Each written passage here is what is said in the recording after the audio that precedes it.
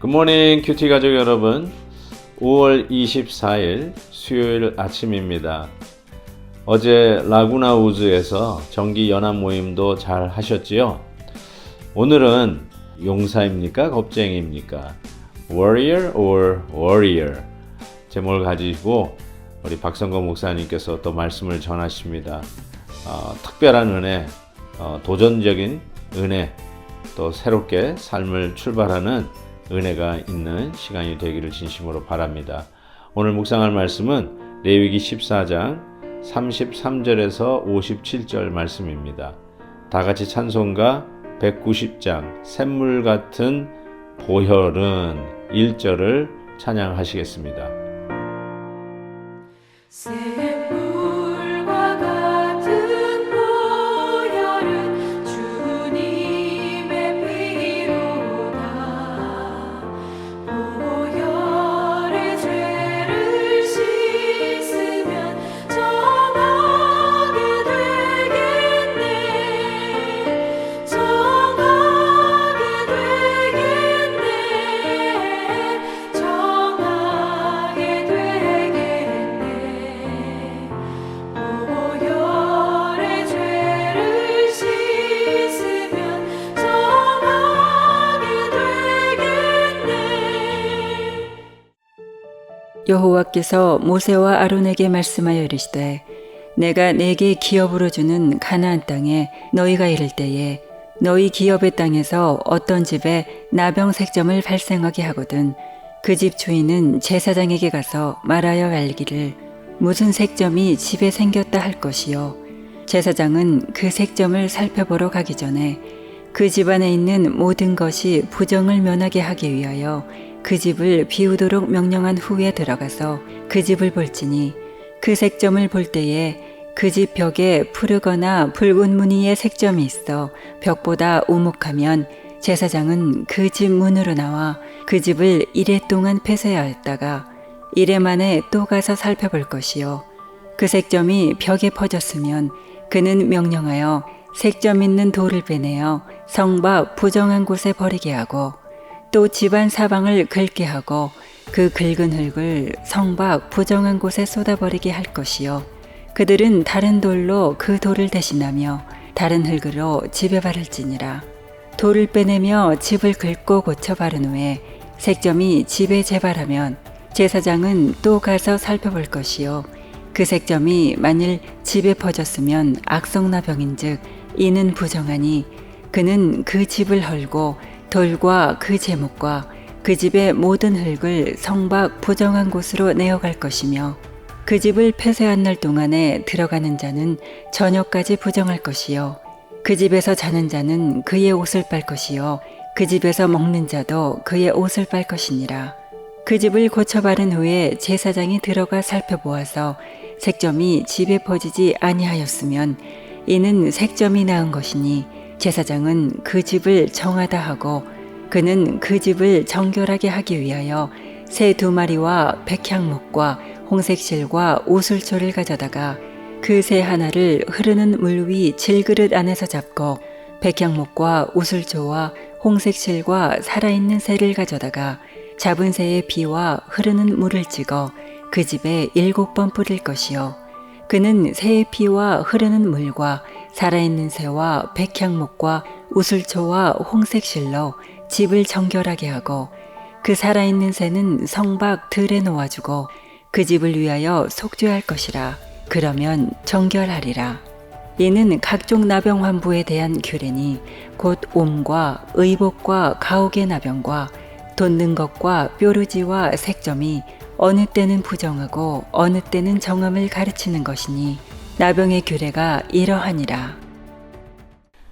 한센시 병이라고 하는 나병이 우리의 피부에 왔을 때뿐만 아니라 오늘 본문은 집에 이런 나병이 확장되었을 때 어떻게 다루는가에 대해서 말씀을 하고 있습니다.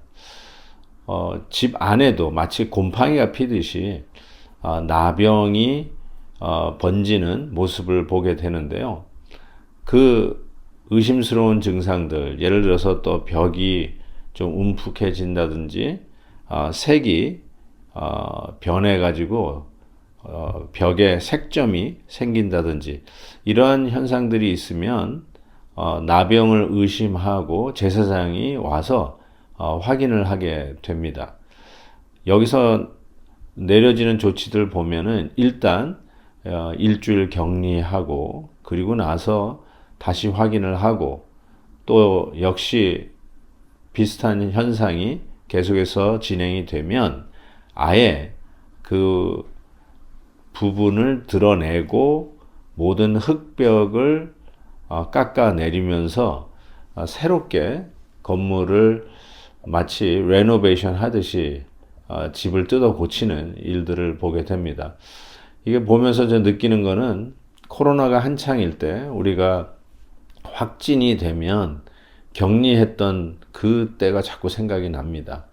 전염병은 어쩔 수 없나 봅니다. 예나 지금이나 다른 방법이 없나 봐요. 일단 격리를 해야 되고 그 격리 기간이 일주일 혹은 열흘 이런 식으로 기간을 정해서 온전히 회복하는 그것을 기다리는 이 치유법은 옛날 4,000년 전이나 지금이나 매 한 가지인 것 같습니다. 어쨌든 우리의 피부에 우리 안에 있는 병인 나병이 이제는 건물에도 곰팡이 피듯이 번질 때 완전히 흙벽까지 긁어서 그것을 정한 곳에 가서 완전히 태워버리는 그리고 새롭게 벽을 바르는 이런 모습을 보게 됩니다. 그리고 나서도 일주일 후에 다시 가봤더니 여전히 색점들이 보이기 시작하면 아예 집을 허물어 버리고 정결하게 하는 예식을 행합니다. 저는 이 말씀을 이렇게 묵상을 하면서 우리 안에 우리 피부병으로 오는 나병뿐만 아니라 나하고는 어쩌면 좀 거리가 있는 우리 환경, 내 주위에 그런 어떤 시스템이 바로 이 죄에 오염되어 있을 때에도 정확하게 그 환경과 시스템과 우리의 연약함 때문에 일어나는 여러 가지 죄악의 확산 현상들을 똑같이 책임감을 가지고 다루어야 한다라고 말씀하고 있다고 믿습니다. 여러분은 어떻게 생각하시나요? 늘 죄악에 오염되어 있는 시스템 안에서 회개하고 우리 스스로 정결도 해야 되겠지만 어쩌면 우리 안에 잘못된 죄악이 파생됨으로 인해서 일어나는 구조적인 이런 문제들도 우리는 심각하게 들여다봐야 할 필요가 있습니다. 하나님께서 우리에게 그런 지혜를 주신다면 우리의 환경도 완전히 그 흙벽을 긁어내리듯이 우리의 삶 속에서도 그런 잘못된 시스템이 있다면 완전히 고쳐내는 것이죠. 마치 우리의 몸이 건강을 잃어버리고 시름시름 앓는 이유가 우리의 삶의 시스템이 잘못되었다라고 진단을 받으면 우리가 먹는 음식도 바꿔야 되고 그리고 하루 스케줄도 바꿔야 되고 운동하는 시스템으로 대체해야 되고 완전히 우리가 하루 24시간 살아가는 삶의 패턴을 바꾸지 않는 한 우리의 몸이 건강을 회복하기가 어렵듯이 우리의 삶 속의 죄악의 시스템 안에서 우리가 아무리 최선을 다해도 악순환이라고 이야기할까요? 반복되는 이 죄악의 시스템 속에서는 우리가 하나님 앞에 거룩하게 온전히 세워질 수 없다라는 생각을 해보게 됩니다. 혹시 여러분 잘못된 죄악의 버릇들이 아직도 우리를 좀먹고 있는 것은 없는지요? 늘 하던 죄악의 습관 때문에 하나님 앞에 회개는 하면서도 여전히 그 옛날 모습으로 그대로 돌아가는 이런 모습은 우리에게 발견되지는 않는지요? 오늘 말씀을 통해서 우리는 다시 한번 깨닫게 됩니다. 40절, 41절에 보면 죄성으로 오염된 환경과 제도 이렇게 큐티인 교재에서도 이야기를 하고 있습니다. 바로 이런 부분에 대해서 개선할 의지를 우리가 보인다면 마치 우리의 라이프 스타일을 바꿔서 건강을 회복하듯이 우리의 삶 또한 하나님 앞에 온전히 회복되어지고 좀 더 하나님 앞에 가까이 나아가는 영적 유익이 있을 것을 믿습니다. 오늘도 말씀을 통해서 주시는 이 귀한 교훈이 나병과 같이 우리의 삶 속에 침투해들 뿐 아니라 우리 주위의 환경에도 침투되어서 우리를 총체적으로 병들게 하는 이런 시스템이라든지 라이프 스타일에서부터 우리가 온전히 개선하여 회개하고 고칠 의지와 각오로 하나님 앞에 나아가야 되리라고 분명히 믿습니다. 기도하겠습니다. 하나님 아버지, 오늘도 말씀을 통해서 우리 안에 있는 죄뿐만 아니라 우리 환경 속에 있는 죄도 심각하게 들여다보며 혹이라도 우리의 잘못된 죄의 습관과 이미 내 삶의 습관처럼 젖어 있는 죄악의 스타일은 없는지요. 들여다보며 회개하게 하시고 하나님 앞에 좀 더 거룩과 성결로 나아가는 저희들이 되게 하여 주시옵소서. 예수 그리스도의 이름으로 기도하옵나이다. 아멘. 내일 또 뵙겠습니다.